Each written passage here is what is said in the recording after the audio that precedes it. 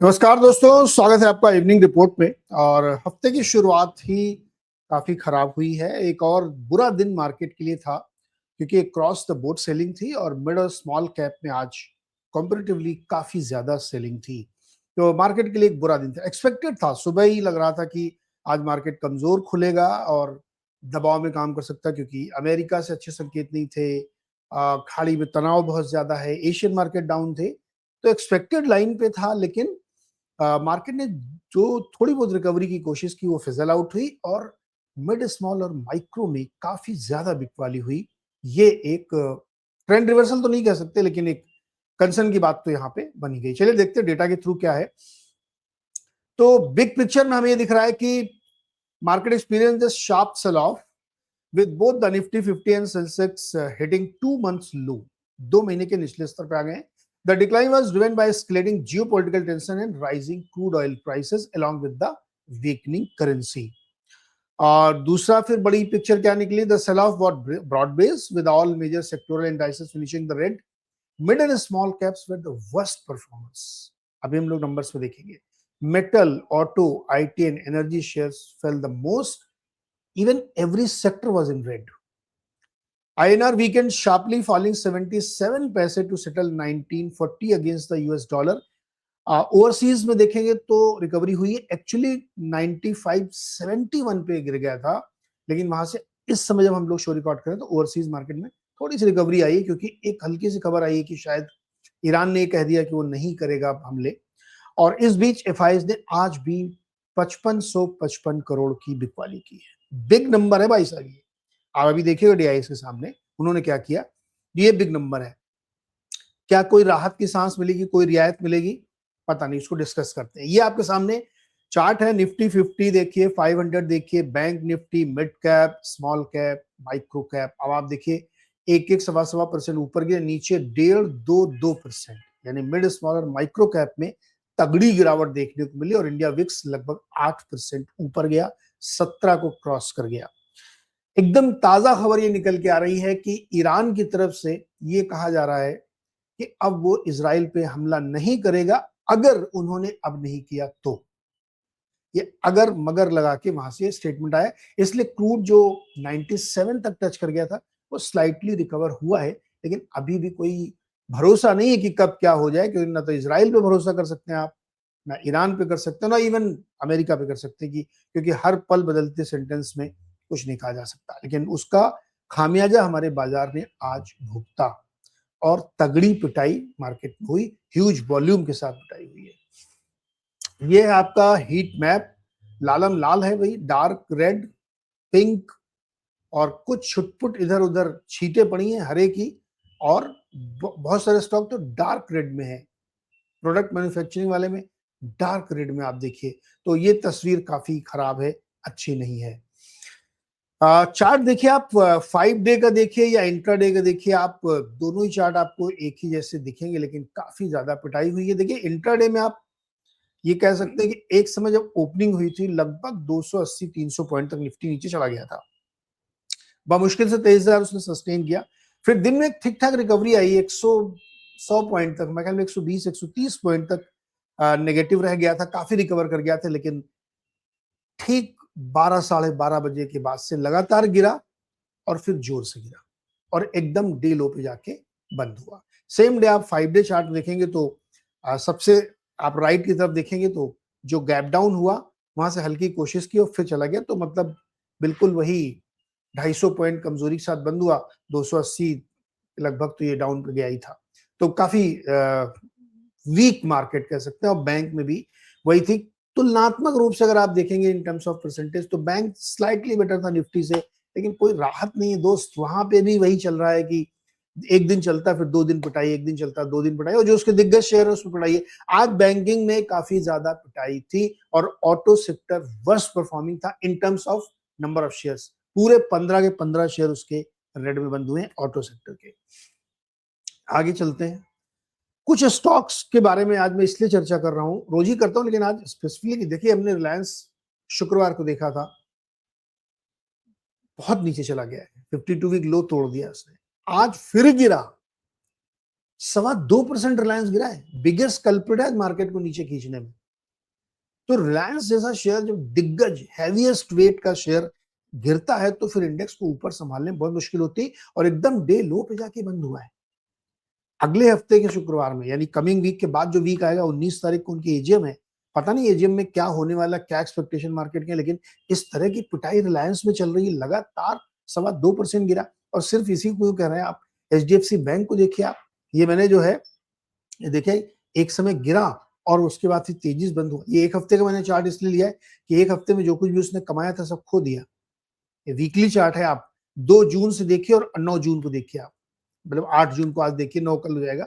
आप देखिए एकदम वहीं पे आके बंद हो गया, सारी उसने अपनी बढ़त गंवा दी है। 738 रुपए में ट्रेड कर रहा है।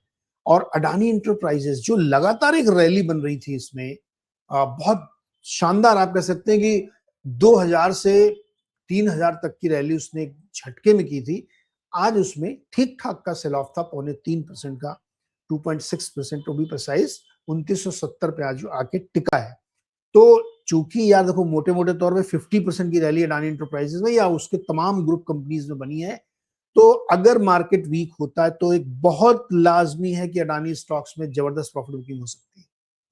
कोई फंड खरीदे, कुछ भी खरीदे, लेकिन जिस तरह की रैली उसमें बनी है, पिटाई होगी, ऐसा दिखता है चार्ट में, जो कि आज अडानी इंटरप्राइजेस आपको दिखा रहा, प्रॉफिट बुकिंग हो सकती है, जो चला है उसी में होगी। Now you see the TCS, यार मतलब इससे ज्यादा दुखद स्टोरी पूरे मार्केट में किसी की हो नहीं सकती।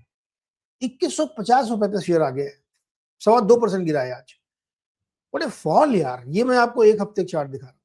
देखिए 3 तारीख को गैप डाउन, पिटाई, उसके बाद लगातार नीचे नीचे नीचे नीचे नीचे, और आज फिर गैप डाउन और नीचे। 2.25% वीकनेस के साथ टीसीएस बंद हुआ है। 2151 इसका भाव है।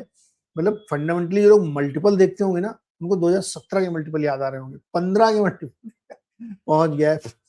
मतलब आईटी शेयर्स में तगड़ी पिटाई है, चाहे वो जो भी सेक्टर का शेयर हो। इसी सेक्टर का एक और आपको दिखाऊंगा आगे मैं, उसमें भी काफी बड़ी पिटाई है, और वो है भाई साहब विप्रो। 8.5% गिरे हैं, 2 दिन में 11% गिर चुके हैं। क्या रहा है, ये मैंने इसका लंबा चार्ट लिया है थोड़ा, आप देखिए इसको। गैप डाउन के बाद बुरी तरह से पिटाई होती है, और आज देखिए एकदम 8 तारीख वाला जो एकदम राइट में आपको दिख रहा है, पहले तो गिरा ही गैप डाउन, और उसके बाद क्या बुरी तरीके से पिटाई। 8.5%, 8.5%, बड़ी बात है। विप्रो मतलब 181 रुपए आ गया। बाईबैक अनाउंस कर रखा है, 250 रुपए शायद बाईबैक, और सब ठीक है एक तरफ, लेकिन आईटी की जोरदार पिटाई जारी है, और बड़े वाले शेयरों की पिटाई जारी, चाहे वो टीसीएस हो, इन्फोसिस हो, विप्रो हो, कोई भी हो। तो इस तरह का नजारा अगर आपको मार्केट में देखने को मिल रहा है, तो आप सोच सकते हैं कि कितना सेल ऑफ था।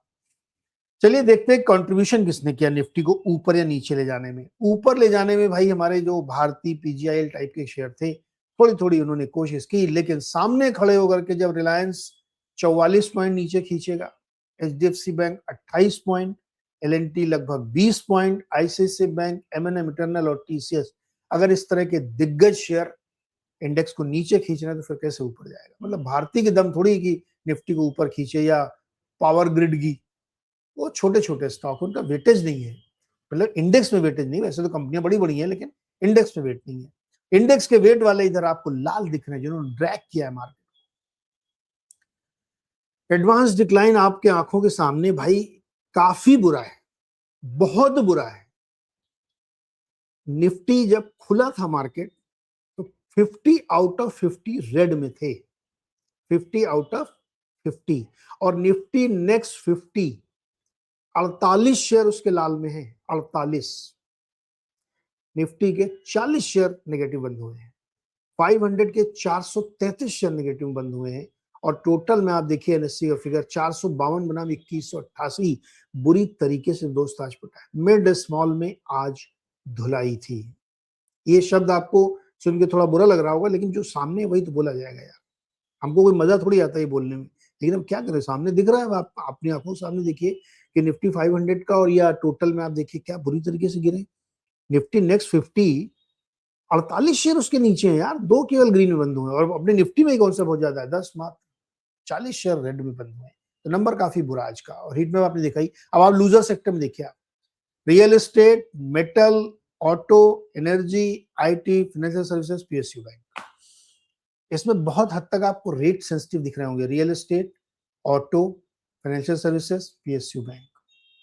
फिर आप आइए मेटल में, डॉलर इंडेक्स 100 पे है, तो मेटल का गिरना लाजमी है, कुछ चीजें बहुत लॉजिकल होती हैं। तो जैसे वो ऊपर गया तो मेटल में आज पिटाई होगी, प्रॉफिट बुकिंग हो गई। अब अगर वो नीचे आ जाए कल, तो मेटल अपना चल जाएगा। ये इस समय मार्केट में हो रहा है, कुछ चीजें सीधे कोरिलेट हो रही हैं। 100 पे अगर डॉलर रहेगा, डॉलर इंडेक्स डिक्सी इसको बोलते हैं, तो क्रूड भी गिरेगा, सोना चांदी गिरेगा, क्योंकि वो डॉलर में बाइंग होती है और डॉलर करेंसी महंगी हो रही है। तो आपके सामने आज गेनर में एक सेक्टर था, Nifty PSC, CPSC, central public sector enterprises, और वो इतना छोटा था, 0.1 था, हमने कहा उसको रखने की कोई जरूरत ही नहीं। अक्रॉस द बोर्ड सारे सेक्टर रेड में थे, जो मैंने आपको प्रमुखता से दिखा दिए। इसके नीचे भी झड़ी लगी हुई थी रेड वालों की। अब भाई साहब, ये है नंबर आज के एफआईआईस का, 5555। ये बिल्कुल एक वो किसी जमाने में एक सिगरेट का पैकेट आता था 555 का, ये ताश के पत्तों का, वैसे ही इमेजरी फील देख के आ रही। 5555 करोड़ की नेट सेल है, बड़ा नंबर है। डीआईज ने 5165 करोड़ खरीदा, मैच नहीं किया आज उन्होंने, क्योंकि मिड और स्मॉल में जब गिरावट होगी तो डीआईआई भी बेच रहा होगा, ऐसा मेरा मानना है। कि अगर मिड और स्मॉल और माइक्रो कैप में पिटाई हुई है, तो इसका मतलब आज म्यूचुअल फंड ने भी वहां पे बेचा ही है, क्योंकि वहां सपोर्ट नहीं दिया उन्होंने। इसलिए नेट फिगर आपको सेल साइड का वो कम दिख रहा है, 5500 के सामने 5100 है। और टोटल फिगर जून 8 तक का, 5 दिन वो और एक ये 6 दिन हुए अभी, केवल 6 दिन का फिगर 36,000 करोड़ बनाम 39,000 करोड़ चल रहा है। ये टैली देखते रहिएगा आप।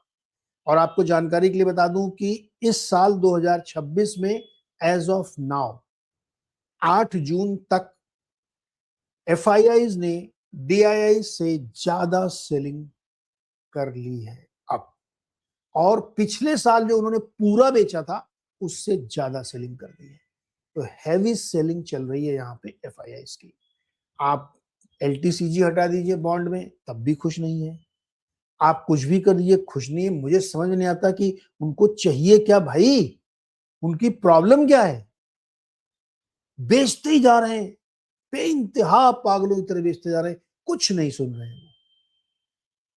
एग्जैक्टली यही पॉइंट हम लोगों ने फ्राइडे को मैंने आपसे डिस्कस किया था, जब मैं क्रेडिट पॉलिसी या जीडीपी नंबर इवनिंग शो में एनालाइज कर रहा था। और फिर सुनील के साथ भी ये डिस्कस हुआ कि FIIs sell on India market में है, उनको कुछ नहीं सुनना है। और मैंने आज अपने मॉर्निंग शो में कहा था कि अगर आप एलटीसीजी इक्विटी में खड़ा तब भी बेचें, तो कुछ लोग बुरा मान गए। मैं बता रहा हूँ स्टिल बेचेंगे, क्योंकि they are selling left right and centre. उनको कुछ नहीं सुनना है, खाली बेचना है, तो बेचना है भाई, क्या कर सकते हैं आप। तो ये जो तस्वीर बन रही है अच्छी नहीं है। अब आप देखिए अपना नंबर जो अदर एसेट क्लासेस में है, गोल्ड सिल्वर गिरे, अच्छी खासी गिरावट आज गोल्ड और सिल्वर में हुई। $67 देखिए, 260 तक चल रहा था, 241 पे आ गया, और ये 155 156 तक चल रहा था, 153 पे आ गया एमसीएक्स में गोल्ड और सिल्वर।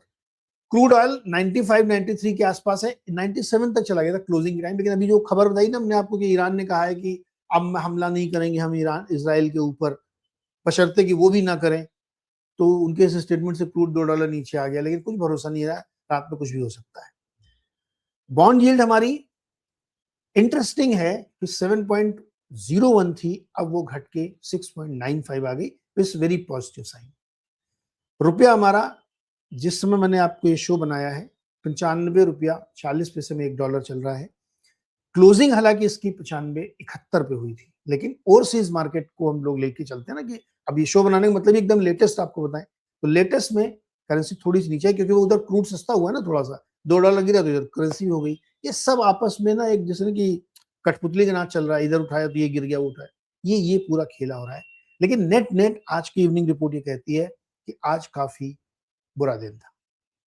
एफआई ने जम के बेचा, डीआईज ने कम खरीदा, मिड स्मॉल और माइक्रो में तगड़ी पिटाई हुई, और लार्ज कैप में भी जबरदस्त पिटाई हुई है। निफ्टी के स्टॉक्स 50 में से 40 रेड में बंद हुए हैं। तो आज का दिन मार्केट के लिए अच्छा नहीं था। देखते हैं भाई अब कल परसों नरसों अगले 4 दिन में क्या होता है। सिचुएशन तो बहुत ही ड्रिम है। और कुछ चीजें मैं आपको यहाँ बता दूं, जैसे इंडेक्स में अगर आप देखें,